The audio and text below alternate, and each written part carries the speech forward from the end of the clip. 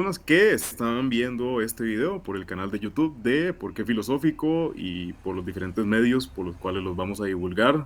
El día de hoy estamos con el facilitador, docente, divulgador, etcétera, etcétera, del curso de Albert Camus. Hoy estamos con Minor González, también está Gregory por acá. Minor, ¿cómo estás? Buenas tardes, muy bien y agradecido por la oportunidad de tener para compartir a Camino, que es una persona que se admira mucho por todo lo que hizo en su labor filosófica y literaria. Excelente. Hagamos un acuerdo internacional aquí. Yo a Camus le digo Camus, los especialistas le dicen Camille, hay otros que le dicen Camé. Entonces, independientemente de cómo se le digan, váyanse al carajo los que vayan a criticar la forma de como yo lo menciono, ¿no? Porque Camus es como Chorán, es de esos autores difíciles de mencionar. Uno les decimos Chorán, otros le dicen Ciorán. Entonces, no, ubiquémonos, estamos en Latinoamérica. Es importante por allá esa cuestión de los acuerdos sobre la mención. Entonces, nosotros le decimos Camus, Minor le dice Camille. Entonces, ahí vamos encaminados. Minor, qué bueno tenerte por acá. Me alegra que estés bien. Bueno, este espacio es para hablar sobre el curso, los contenidos específicamente del curso de Albert Camus. Eh, Quisiera hacerte una pregunta fundamental en primera instancia, que es sobre el autor, ¿no? Sobre Camus, cómo llegas a Camus, por qué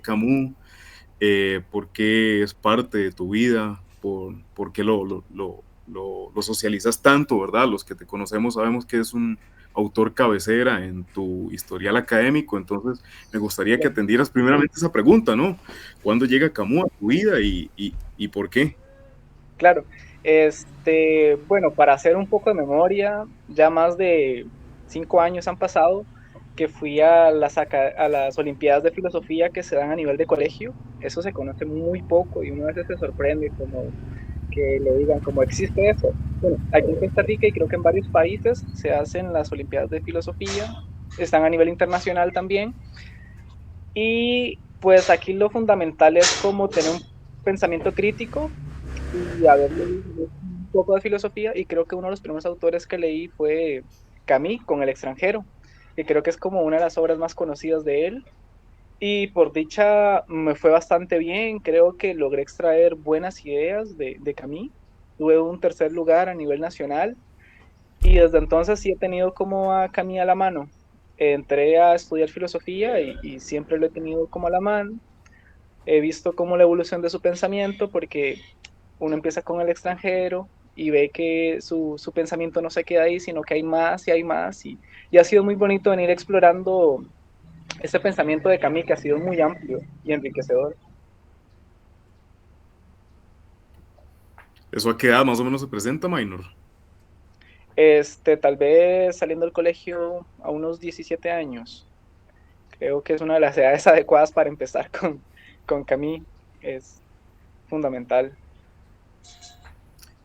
Sí, de hecho de eso versaba más o menos una edición que hice para la página la vez pasada, ¿no? Esos autores que lo marcan a uno como adolescente. Eh, entonces sí, de hecho, Camus es de esos autores por antonomasia que están en adolescencia, para bien y para mal. Eh, Hay que tener cuidado en esas Claro, adolescencias. Ese tipo de autores que se divulguen, en este caso los que estamos aquí ya y estamos más del otro lado, ¿no? Intentando como socializar la filosofía para diferentes poblaciones. En este caso yo creo que Camus sí es un autor importante para esas claro. edades, siempre y cuando bien manejado. De hecho, otra cuestión que puede pasar con estas edades y leer filósofos es como que hay que dividir a veces mucho como la persona del individuo, ¿no? Por ahí dicen como el individuo es reemplazable, pero la persona con sus experiencias, con sus circunstancias, tal vez dirá un contemporáneo de Camus, que es Sartre, se forma de manera muy particular y esto lo hace diferente, ¿no? Entonces creo que en cambio eso es importante porque tanto como individuo y como persona eh, no hay mucha diferencia, ¿no? Como su persona, creo que no es de estos filósofos que hay que tener cuidado, como tal vez un Heidegger, que por ahí estuvo manchado su historial, ¿no? En vez, Camus uno puede apreciar tanto como su literatura, sus ensayos y su persona, sus experiencias creo que son muy buenas. Por ahí llegó a escribir como que si en algún momento no actúa correctamente, no es por culpa de su pobreza o por las circunstancias en las que creció. Él no puede culpar a eso, nada más es como el ser humano puede llegar a cansarse, pero es esto lo que empieza a demostrar, ¿no?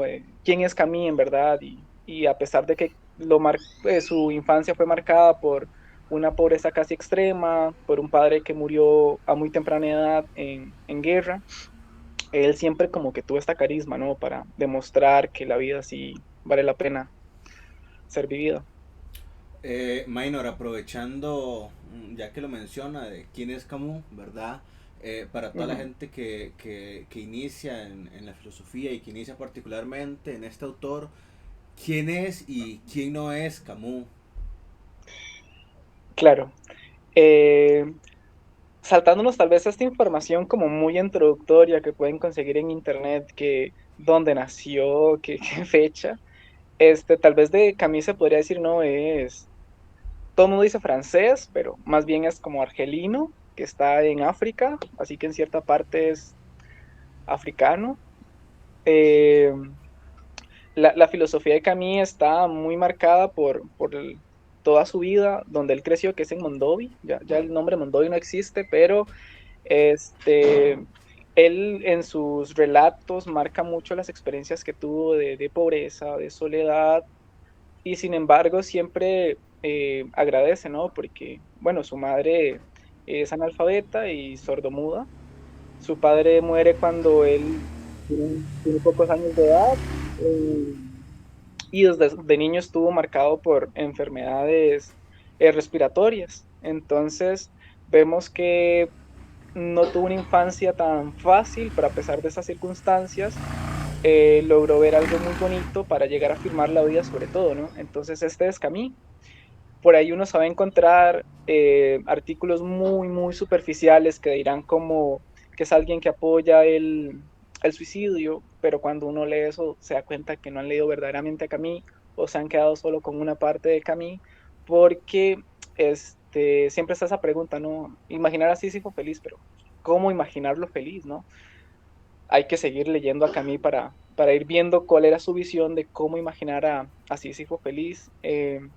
Entonces, este es un poco de camino fuera de sus circunstancias. Es alguien que siempre intentó dar como lo mejor, creo. Bueno, su contexto, ¿no? De Segunda Guerra Mundial, creo que también es importante mencionarla, porque a pesar de todo esto, fue alguien que intentó dar la lucha, fue alguien que nunca se quedó callado, siempre estuvo como intentando dar a conocer todo lo que se estaba dando en el momento. Y pues, ¿quién no es Camille? Tal vez no se podría considerar como pesimista o existencialista, tal vez mucho menos nihilista, y creo que muchas veces se llega a confundir su pensamiento y lo encasillan acá, porque él no tiene una negación por la vida, él afirma la vida a pesar de todo, el absurdo que va a ir desarrollando en su pensamiento. Entonces, Camino podría ser jamás un pesimista, y tampoco estaría de acuerdo con las posturas del existencialismo en donde prácticamente hay una negación absoluta de cualquier sentido de la vida y mucho menos nihilista. Entonces, tal vez por ahí sí Camus se separaría y más bien sería alguien por quien uno estaría dispuesto a seguir por el hecho de que él defiende la vida, los valores y hay una ética de fondo. Sí, avanzando un poco con las preguntas y ligado a eso, Minor, precisamente surge siempre la interrogante sobre en qué área está Camus, si el Claro. absurdismo, si el existencialismo, si el pesimismo, si el vitalismo. A mí en lo personal me ha parecido que siempre Camus ha estado muy ligado a cierta especie de vitalismo, ¿no? Que eso me lleva a esta pregunta, ¿qué nos posibilita un espacio de formación con este autor, no? Porque parece que lo que de Camus se sabe es algunas obras, algunos párrafos que él tiene, algunos acontecimientos ahí como extrapolados de manera muy malintencionada muchas veces me parece del autor, Entonces me gustaría que atendieras esa pregunta, ¿no? ¿Qué nos posibilita un espacio de formación sobre este autor, ¿no? Claro, eh, tal vez uno cuando va a una librería, los libros que se va a encontrar siempre son como El extranjero, El mito de Sísifo, y ahí está como parte de su pensamiento, pero tal vez son como obras tempranas, o tal vez no son las obras en las que termina de desarrollar su pensamiento. Cabe aclarar, no lo termina de desarrollar lamentablemente por el accidente en el que fallece, ¿no? Porque ahí estaba escribiendo uno de los libros con los que iba más o menos a ir concluyendo el desarrollo de su pensamiento. Pero la posibilidad que se tiene en estos cursos es tal vez de ver un poco más allá de lo que se suele conocer de él, ¿no? Que mucho está en sus obras de teatro, ahí uno reconoce los personajes, cómo se desarrolla lo que él llega a mencionar en el mito de Sísifo, o en otro ensayo que es aún más denso, que es el hombre rebelde. En estas obras él llega a tener tal vez un pensamiento mucho más profundo, y uno en sus novelas, por ejemplo, en obras de teatro como Calígula, Los Justos, uno ve el contexto de guerra en el que él creció, los problemas que se dan y cómo los personajes de estas obras llegan a afrontar sus problemas. Y creo que ahí es donde uno termina más o menos de entender que, por ejemplo, el hombre rebelde, si bien es alguien que llega a decir que no, no al amo que está sobre el esclavo, también hay una afirmación, no hay una negación absoluta por la vida, ¿no? Este no tiene que traer un sí, y esto uno lo va a ver en personajes como tal vez en la novela también de la peste, que uno ve como al doctor Hughes, que está afrontando la peste y él dice como no tenemos medicina, no tenemos los estudios apropiados para afrontar esta problemática, no tenemos como las mejores estadísticas, tenemos todo a tope, mal, cada vez se enferman más, ya no podemos atender tantos enfermos, cada vez son más muertos, pero vemos que el doctor Ryuk siempre está como al latente, siempre está trabajando, nunca se rinde, y él dice, sí, esto es absurdo, creo que está difícil salir de esta, puedo enfermarme en cualquier momento y morir yo también, pero es que no me queda de otra, tengo que hacerlo, es mi trabajo, buscar lo mejor para las otras personas, ¿no? Entonces, en personajes como este, es donde uno va viendo cómo su pensamiento de ensayos se va aflorando. Entonces, creo que estudiar todo estudiar en este espacio sus obras de teatro y novela, también nos va a permitir como explorar un poco más el pensamiento de Camus que se va desarrollando con el pasar de los años.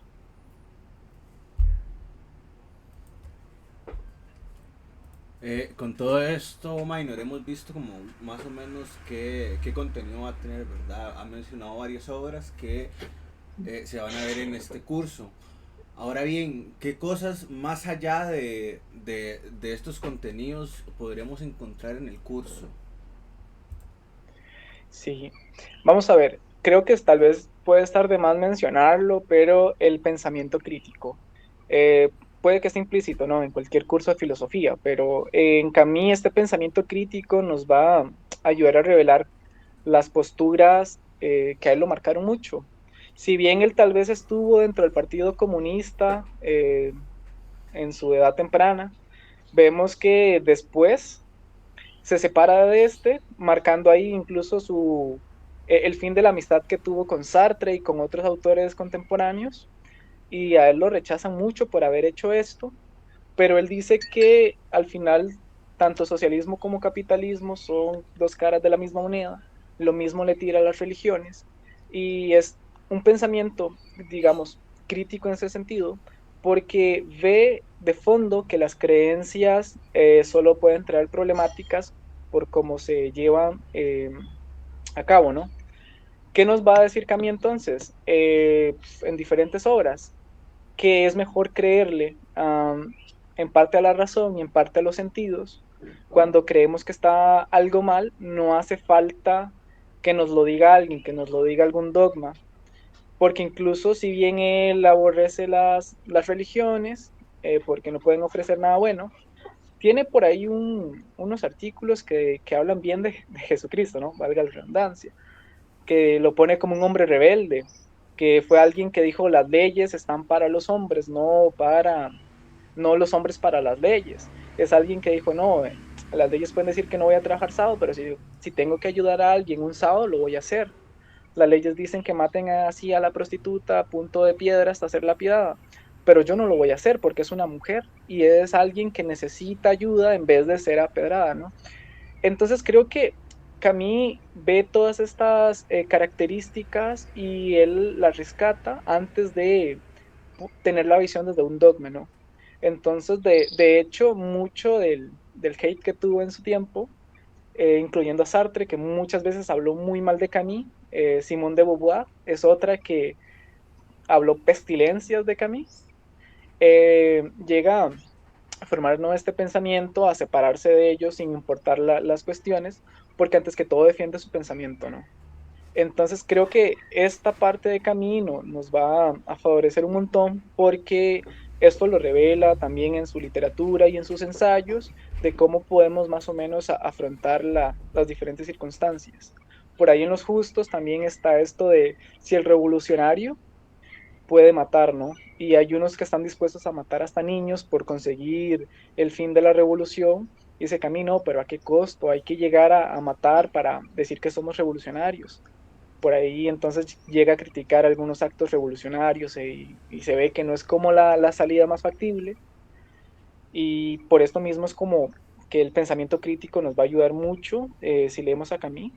También ética, no digamos que tiene una ética normativa, nunca trabajó tal cosa y creo que tampoco estaba dentro de sus prioridades, pero sí podemos encontrar al menos una guía de acciones, ¿no? Tal vez una mínima moral ahí de cómo actúa él. Por ejemplo, del reconocimiento del dolor en sí mismo y de reconocer a los otros y reconocer el dolor en los otros. Y eso es más que suficiente para intentar hacer el bien al otro, ¿no? Porque se reconoce en sí mismo el dolor y uno puede encontrar esas experiencias que compartimos, como el absurdo, y en tanto que estamos en este absurdo, él va a decir, no, ¿para qué hacerle la vida más absurda a los otros? No gano nada con hacerlo. Tal vez por ahí en obras como Cartas a un amigo alemán, vemos que los dos protagonistas, digamos, de esta obra, parten de la misma premisa de la vida es absurda, no, no tiene ningún sentido superior o trascendente, pero de fondo cada quien toma como decisiones diferentes, ¿no? El alemán al final se encamina en un partido político para resaltar así su sentido de vida, ese es el sentido que le da, el hecho de ser superiores. En cambio, el otro protagonista, el francés, se queda a defender los derechos y la dignidad de todas las personas. Entonces, parten de la misma premisa, pero vemos que pueden tener conclusiones diferentes. Y esto lo trata Camus también en diferentes ensayos, que uno puede ir desmenuzando poco a poco e ir viendo cómo poder conectar esas obras de teatro con sus ensayos. Bueno, la historia de la filosofía parece que nos lleva a sacar un autor para cada situación, ¿verdad? Qué sé yo, en Claro. consideraciones éticas uno saca Kant, en cuestiones que tienen que ver con el trabajo, con economía, la gente saca Marx, y así va uno, ¿verdad? En la historia de la filosofía, y eso se ve en las conversaciones. Somos de cajón muchas veces, abrimos el cajón y sacamos el autor ahí que nos sirve para X o Y conversación, Claro. aunque lo hayamos o no lo hayamos leído. Me parece, y considero que Camus es de estos autores que uno saca en tiempos de sufrimiento, de decadencia, de falta de sentido. Y esto me recuerda mucho al contexto que estamos enfrentando, ¿no? Todos los conflictos bélicos que hay en Medio Oriente, en Occidente, etcétera, etcétera. Entonces, la pregunta versa sobre esto, ¿no? ¿Es Camus un autor necesario, importante para tiempos bélicos como los que estamos viviendo en estos momentos? Por supuesto. Tal vez como lo mencionamos, mucho de su literatura nace en el tiempo de la Segunda Guerra Mundial. Entonces mucha crítica está encaminada a lo que está sucediendo en este tiempo, ¿no? De las acciones que están tomando los países. Eh, entonces nos revela como esta parte brutal de la humanidad en donde se matan para representar un fin último y darle un sentido extraordinario a su vida, cuando él dice no, que no es necesario para darle un sentido a la vida. Entonces, Camus, además de estar en contextos de guerra, es importante para analizar también el comportamiento del ser humano en estos contextos, que es todavía más profundo, ¿no?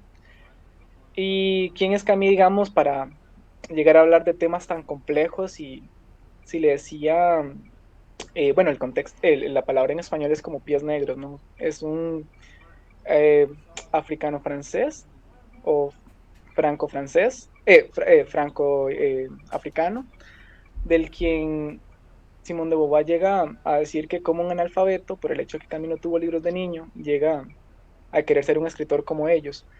Y la literatura de Camus todavía es mucho más profunda en contexto de guerras, a pesar de que desde pequeño no tuvo la oportunidad, porque él tuvo la experiencia, él tuvo tal vez el contexto de haber tenido un padre que muere en guerra, de haber tenido una madre que vio que estuvo sufriendo por todas esas circunstancias, de que tal vez apenas sobrevivían con lo que tenían, pero él llega, ¿no?, a ver todo lo que está en su contemporaneidad y llega a escribirlo, llega a representarlo en diferentes obras. Volvamos tal vez a recalcar cartas a un amigo alemán. Ahí se ve que la guerra, más bien, cómo afrontan la guerra tanto los nazis como los franceses, que tal vez él está más de esa postura.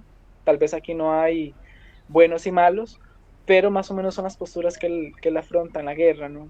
Y claro, en un contexto como el de ahorita, que tenemos la guerra entre Rusia y Ucrania, entre Israel y Palestina, vemos que su pensamiento se hace más, tal vez no eficiente, tal vez más evidente, por lo que vemos que al final aquí no hay ni buenos ni malos, sino hay personas buenas que están sufriendo, personas inocentes, mejor dicho, personas inocentes que están sufriendo por las decisiones que toman otros que les da igual porque no están en esas circunstancias.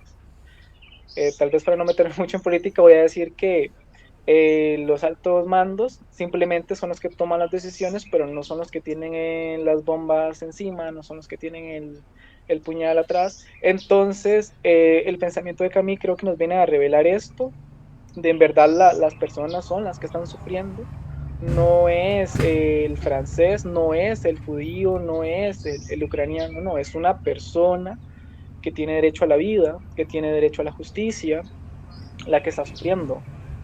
Entonces creo que esto nos ayuda un poco a revelarnos también contra el pensamiento de que, bombardearon Jerusalén, qué bien, se lo merecían. Creo que Camille tal vez no estaría de acuerdo, tampoco que bombardeen en ningún lugar, no es ni por remordimiento, ni por venganza, no, es porque son personas. Creo que Camille nos ayuda mucho a ver personas. En sus obras todos sus personajes no son estos representados heroicamente como en otras novelas, son seres humanos con errores, con miedos, eh, pero que ante todo también intentan como buscarle un sentido a la vida en frente de estas adversidades, y creo que podemos encontrarlo en la guerra si reconocemos a los otros como personas.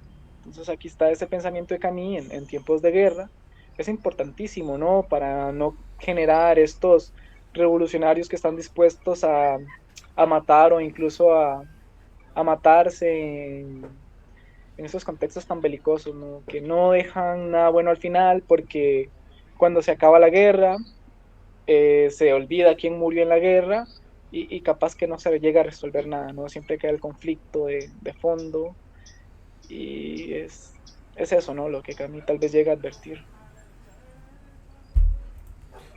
Minor, para ir más o menos finalizando y tratando de llevar a un campo un poco diferente en la conversación, tal ¿De vez acuerdo? volviendo un poquito más hacia atrás, con ver a Sísifo feliz, con el quehacer de la vida.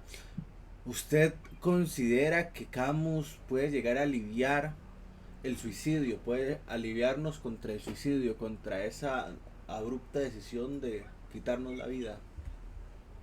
Claro, y tal vez no me estoy aventurando de más, pero diría que el suicidio y el sufrimiento. Mm, Eh, por ejemplo, en el librito este, bueno, es un libro bastante grande, el del hombre rebelde, tiene un apartado en el que llega como a criticar el pensamiento de Nietzsche, que es como una afirmación absoluta por la vida, porque en esta afirmación también acepta el sufrimiento y lo malo, y ese camino no puede ser una afirmación absoluta, tiene que haber también un no en la afirmación por la vida. Entonces ahí Camille dice que no hay que aceptar el sufrimiento como algo intrínseco en nosotros o intrínseco en la vida, si bien siempre están sucediendo desastres naturales en los que uno dice, ¿cómo puede ser posible que en un terremoto hayan muerto 2.000, 3.000 personas? ¿Cómo puede ser que en un tsunami se haya desaparecido una ciudad? No, son esas circunstancias que a veces a uno lo bajonean. ¿Cómo puede ser que hayan bombardeado y hayan muerto, creo que a la fecha más de, bueno, esto lo leí hace varios meses, pero eran como 17.000 niños en los contextos de guerra? Y esto realmente a cualquiera lo bajonean, incluso más a los que están de frente en esta circunstancia, ¿no? ¿Y cómo afrontarlo? Pues Camille dice, bueno, primero no hay que aceptar el sufrimiento como algo natural, hay que rebelarnos contra él, hay que luchar contra él, y frente a este sinsentido de la vida, que claro, recalquemos algo, el absurdo no es cualquier cosa, el absurdo no está en el mundo ni en nosotros. Para Camille el absurdo es nuestra búsqueda de sentido en un mundo que no lo ofrece, un mundo sin ninguna respuesta trascendental o parecida, ¿no? Ahí se forma el absurdo, en la unión del hombre, digamos, el ser humano buscando un sentido. Entonces, ¿cómo el ser humano en este absurdo encuentra un sentido, ¿no? En este sufrimiento. Primero que todo, rebelarse contra el sufrimiento, no tener esta afirmación absoluta por lo dionisíaco como tal vez la tuvo Nietzsche, tampoco caer en una negación absoluta como la pueden tener otros nihilistas en los que aborrecen como por la vida como lo más asqueroso que puede haber, sino más bien darle un sentido a esta vida que yo tengo, como lo hizo el doctor Rieux en la obra de la peste, como lo hizo el francés en Cartas a un amigo alemán. No, que saben que están en adversidades, pero reniegan a quedarse con esa verdad, reniegan a quedarse con el sufrimiento para sí y para los demás, intentan luchar y darle un sentido a la vida. Y aquí es donde incluso yo los primeros años que leía Camus me decía, no, pero es que suena forzado intentar imaginarse a Sísifo feliz. O sea, ¿cómo espera Camus que después de haberme dicho de que no puedo intentar rehuir al absurdo por el don Juanismo, que son ejemplos que él da, que la superación absoluta, que el de estarse proponiendo metas para intentar no aburrirme de la vida, ¿cómo espera que entonces yo logre imaginarme a Sísifo feliz después de que me deja sin opciones? Y es que ya tal vez en El hombre rebelde, o más bien en otro librito que tiene como en defensa del hombre rebelde, que también es como de su madurez, él llega a decir, no, primero hay que rebelarse contra el sufrimiento, luego hay que intentar darle un sentido a la vida, que tenemos esta posibilidad porque la vida no tiene ningún sentido. Entonces, sin caer en autoayuda de usted puede hacer lo que quiera hacer, porque eso es mentira. Las circunstancias nos privan de muchas cosas. Yo hoy quisiera ser millonario, yo hoy quisiera parar todas las guerras que hay, pero tipo no se me va a dar, ¿no? Ese eslogan de Barbie es falso. Pero Camille va a decir, con las circunstancias que usted tiene, puede hacer algo. Tal vez no vas a acabar con todas las cosas que puedan generar sufrimiento, pero al menos el rebelarse puede generar cambios que a la larga pueden verse. Y si no, al menos tenés la certeza de que estás haciendo algo, no te estás quedando quieto. Entonces, esto es como la forma que ofrece Camus para enfrentar el suicidio y de hacer que la vida valga la pena. Tal vez a primera vista la vida no vale la pena, hay que hacer que valga la pena. Incluso él llega a hablar en bodas de que la naturaleza puede ser hasta un factor importante, el hecho de apreciar el desierto, las playas, los bosques, una cabaña oculta ya en la montaña donde uno se llega a sentir bien. Son formas de darle un sentido a la vida que uno va construyendo poco a poco, que no tenés todo a la mano, que no la tenés fácil, pero que al menos estás trabajándola, que estás dando como ese esfuerzo por dar o generar ese sentido. Y creo que esa es la forma en la que el hombre puede rebelarse contra el suicidio y contra el sufrimiento, que siempre están de la mano, ¿no? Creo que el suicidio siempre conlleva de fondo un sufrimiento, porque no creo que alguien feliz se vaya a quitar la vida. Y es algo que hay que trabajarlo, ¿no? Porque es un tabú que a veces cuesta hablarlo. Uno como docente siempre le plantean esto, cómo ir a un colegio a hablar de suicidio, ¿no? Van a decir que uno está alentando al suicidio, que tal vez fue lo que le pasó a Camille. Entonces, no, hay que hablarlo, hay que hablar también de las consecuencias o de las causas que está de fondo el sufrimiento, de las causas de este sufrimiento y cómo afrontarlo para lograr dar este sentido a la vida que es muy importante para Camille. Porque la vida, si no tiene sentido, al menos uno se lo puede dar, que es lo que él trata de decir al final.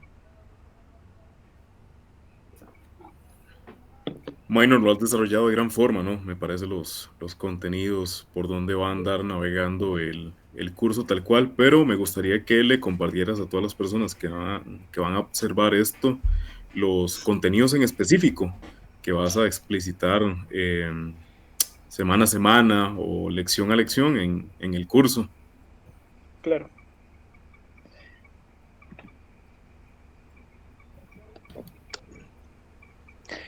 Bueno, el cronograma está para 7 sesiones.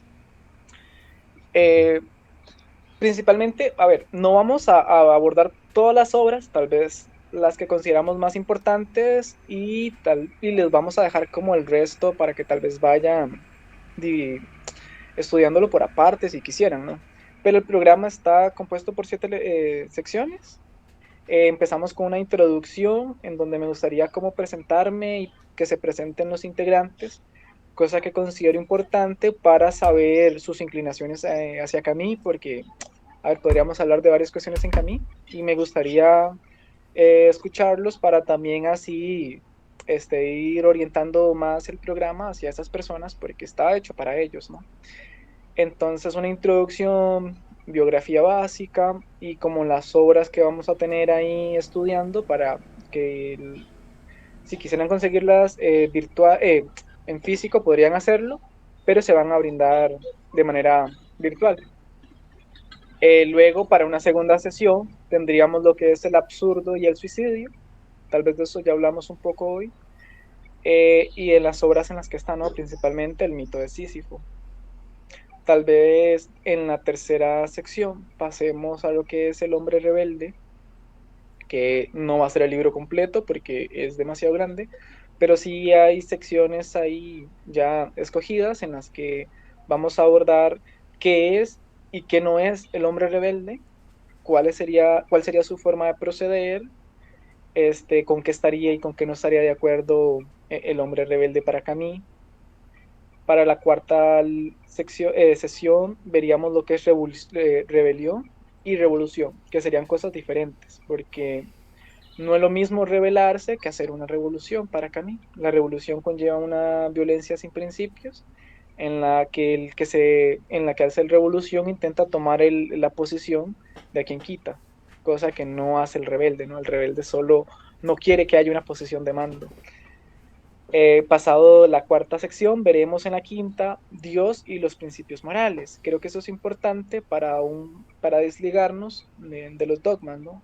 No hace falta la imagen de Dios para reconocer de qué forma debo proceder. Al ver el sufrimiento en nosotros, podría yo de ahí sacar premisas de cómo generar mi propia ética, ¿no? Entonces, es un capítulo interesante. Posteriormente, en la sexta sección, la felicidad de la naturaleza, que tal vez es lo que hablábamos en la hora como de bodas, de que no necesariamente la felicidad la puedo construir con otras personas, sino que también en estas escapadas que puede tener uno a la playa, en contemplar, no sé, el cielo por allá, le gusta a alguien los atardeceres. En eso también se puede conseguir felicidad a como también se puede conseguir en la literatura, en la música. Creo que camina esas opciones que son muy buenas para intentar darle un sentido a la vida. Y ya en la última sección, que la tenemos programada para hacerla en conjunto con Dani y Gregory y otra participante que vamos a tener que es licenciada en psicología, es sobre Camille como un posible divulgador, en donde vamos a abordar tal vez más sus obras de periodista, porque fue un gran periodista que nunca se quedó callado y que siempre intentó mantener eh, en conocimiento de todo lo que estaba sucediendo. Fue alguien que vino a Argentina, estuvo en Chile y aquí también estuvo escribiendo sobre lo que vio. Entonces, este capítulo tal vez lo vamos a abordar para hablar de Camille como una parte más humana, como alguien que nunca se quedó callado y siempre estuvo como hablando de lo que estaba pasando, y también para hablar como de las estadísticas que hoy son muy alarmantes en tanto el suicidio, en tanto la depresión, y cómo Camille ofrece una posibilidad de tal vez sobrellevar estas cuestiones por la parte de psicología. Y creo que es muy bonito porque se espera como que todos participen con los conocimientos que traen previos de las sesiones que se han dado. Y pues es esto, ¿no? El último capítulo va a ser para que todos vean que el pensamiento de Camille es importante y que lo que aprendieron al final lo van a tener presente en la vida. No es para ir a hacer un examen el contenido de este cronograma.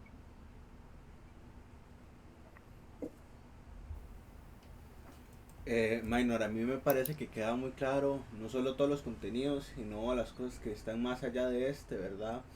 Eh, Me parece, bueno, no sé a Dani qué le parece, pero por mi parte estoy muy complacido de tenerlo a usted como un, complacido de tenerlo acá, ¿verdad? No solo acá, sino también en el curso. Es Claro, como se ha notado en esta pequeña entrevista, alguien que conoce muy bien al autor. gracias. Sí, sí, igualmente. Yo creo que cuando uno escoge a quien va a facilitar el curso, primeramente tiene que tener bien sabido si puede alcanzar el nivel del curso. Y yo creo que eh, filosofía, al ser un mar tan enorme, es importante ubicarse en islas para no perderse tanto, ¿no? Y Minor hizo eso hace bastante tiempo, ¿no? Los que lo conocemos de diferentes mesas, porque con Minor hemos estado en diferentes mesas de diálogo, de debate, en diferentes coloquios. Sabemos que Minor y Camus se llevan muy bien, son como amigos, Minor y Camus. Y eso es genial, ¿no? Porque Camus es un autor, es un rockstar de la filosofía y la literatura, pero se conoce lo que hay en la superficie, y el trabajo nuestro en filosofía es saber cosas a profundidad. Y Minor precisamente conoce al autor en profundidad. Entonces yo creo que quienes estén viendo este video pueden estar seguros de que van a tener una formación ideal en Camus, en lo que converge y lo que compete a este autor tan importante, franco-argelino. Recordemos eso, ¿verdad? Siempre recordemos la procedencia del autor, recordemos dónde estuvo. Eso es importante también, increíble haber estado en Argentina y en Chile. Eso no es muy dado de autores europeos. Y bueno, yo creo que están en buenas manos. Les recuerdo que iniciamos este curso el sábado 25 de enero. Y bueno, las inscripciones están abiertas. Pueden escribirnos por la página de Instagram y por los diferentes medios que tenemos ahí dispuestos. Y nada, Minor, agradecerte un montón por la entrevista.